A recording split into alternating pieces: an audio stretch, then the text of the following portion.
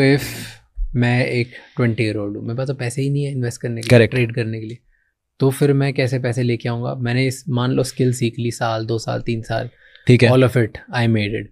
अब मेरे घर से मुझे दिए 5,000 रुपये, ठीक है, ज़्यादा पैसे ही नहीं है, लेकिन मुझे करने हैं बड़े काम, ठीक है। तो फिर मैं कैसे करूँ? या तो देखो दो तरीके, saying something about funded account. Yes, दो तरीके हैं।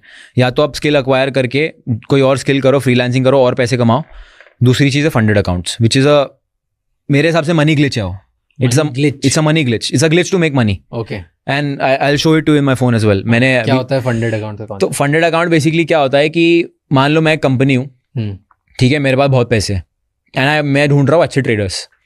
मैं आपको बोलूँगा कि देखो एक काम करो, आप मुझे ना 5,000 रुपये दे दो। 5,000 रुपये में मैं आपको $10,000 का 8 लाख रुपए का एक डेमो अकाउंट दूंगा। उस डेमो अकाउंट में आपको मुझे ट्रेड करके दिखाना है। उसमें कोई रियल पैसा नहीं है, वो डेमो है, बट वो आपका बेसिकली एग्जाम है एक तरीके से। उसमें आपको मैं रूल्स दूंगा, लॉस के लिमिट्स दूंगा, प्रॉफिट के टारगेट्स दूंगा। अगर आपने वो प्रॉफिट टारगेट हिट कर लिया, दैट मीन्स आपको पता है आप क्या कर रहे हो। There is a very high chance आप क्या कर रहे हो आपको पता है। आपने वो पास कर लिया, मैं आपको 8 लाख रुपए का रियल फंडिंग दे दूंगा। अब उस 8 लाख पे आप जो भी रिटर्न कर रहे हो 80% आपका, 20% मेरा। तो it is like a firm that is giving you capital if you pass their exam. है ऐसी बहुत सारी है।